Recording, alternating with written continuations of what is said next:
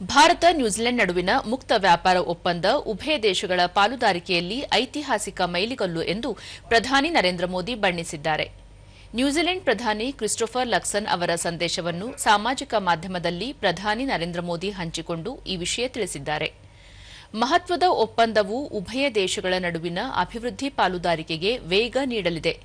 ಎರಡೂ ದೇಶಗಳನ್ನು ಬೆಸೆದಿರುವ ಗಾಢವಾದ ವಿಶ್ವಾಸ, ಪರಸ್ಪರ ಮೌಲ್ಯಗಳು ಮತ್ತು ಎರಡೂ ಆಶೋತ್ತರಗಳನ್ನು ಈ ಒಪ್ಪಂದ ಬಿಂಬಿಸುತ್ತದೆ.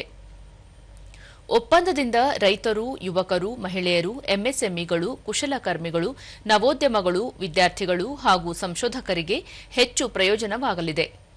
ಅಲ್ಲದೆ ವಿವಿಧ ಕ್ಷೇತ್ರಗಳಲ್ಲಿ ಹೊಸ ಅವಕಾಶಗಳನ್ನು ಸೃಷ್ಟಿಸಲಿದೆ ಎಂದು ಹೇಳಿದ್ದಾರೆ.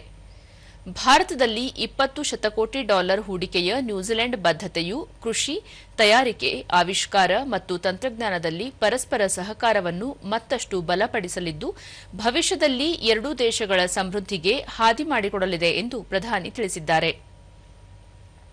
ಇದಕ್ಕೂ ಮುನ್ನ ನ್ಯೂಜಿಲೆಂಡ್ ಪ್ರಧಾನಿ ಕ್ರಿಸ್ಟೋಫರ್ ಲಕ್ಸನ್ ಅವರು ಮಹತ್ವದ ಒಪ್ಪಂದವು ಎರಡೂ ದೇಶಗಳ ನಡುವಿನ ಬಾಂಧವ್ಯದಲ್ಲಿ ಐತಿಹಾಸಿಕ ಮೈಲಿಗಲ್ಲು ಎಂದು ತಿಳಿಸಿದ್ದಾರೆ. 13 ತಿಂಗಳ ಹಿಂದೆ ಭಾರತಕ್ಕೆ ಭೇಟಿ ನೀಡಿದ್ದಾಗ ಪ್ರಧಾನಿ ನರೇಂದ್ರ ಮೋದಿ ಅವರನ್ನು ಭೇಟಿ ಮಾಡಿ ಒಪ್ಪಂದ ಕುರಿತ ಮಾತುಕತೆ ಪ್ರಕ್ರಿಯೆಗಳಿಗೆ ಚಾಲನೆ ನೀಡಲಾಗಿತ್ತು. ಅದು ಈಗ ಯಶಸ್ವಿಯಾಗಿ ಕಾರ್ಯರೂಪಕ್ಕೆ ಬಂದಿರುವುದು ಸಂತಸದ ವಿಷಯವಾಗಿದೆ ಎಂದು ಸಾಮಾಜಿಕ ಪೋಸ್ಟ್ನಲ್ಲಿ ಹೇಳಿದ್ದಾರೆ. ಇದಲ್ಲದೆ ಭಾರತ ನ್ಯೂಜಿಲೆಂಡ್ ನಡುವಿನ ಮುಕ್ತ ವ್ಯಾಪಾರ ಒಪ್ಪಂದ ಕುರಿತು ವಾಣಿಜ್ಯ ಮತ್ತು ಕೈಗಾರಿಕಾ ಸಚಿವ ಪಿಯೂಷ್ ಗೋಯಲ್ ರಾಷ್ಟ್ರೀಯ ದೈನಿಕವೊಂದರಲ್ಲಿ ಬರೆದಿರುವ ಲೇಖನವನ್ನು ಪ್ರಧಾನಿ ನರೇಂದ್ರ ಮೋದಿ ಸಾಮಾಜಿಕ ಮಾಧ್ಯಮದಲ್ಲಿ ಹಂಚಿಕೊಂಡಿದ್ದಾರೆ.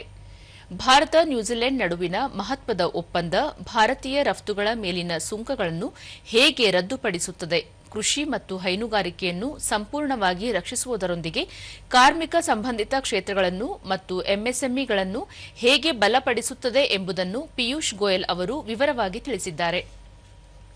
ಈ ಒಪ್ಪಂದ ವಿದ್ಯಾರ್ಥಿಗಳು ಮತ್ತು ಕೌಶಲ್ಯ ವೃತ್ತಿಪರರಿಗೆ ಅವಕಾಶಗಳನ್ನು ವಿಸ್ತರಿಸುವುದಲ್ಲದೆ ಕೃಷಿ ಉತ್ಪಾದನೆ ಮತ್ತು ಹೂಡಿಕೆಗಳಿಗೆ ಬೆಂಬಲಿಸುತ್ತದೆ ಎಂದು ಪ್ರಧಾನಿ ಹೇಳಿದ್ದಾರೆ.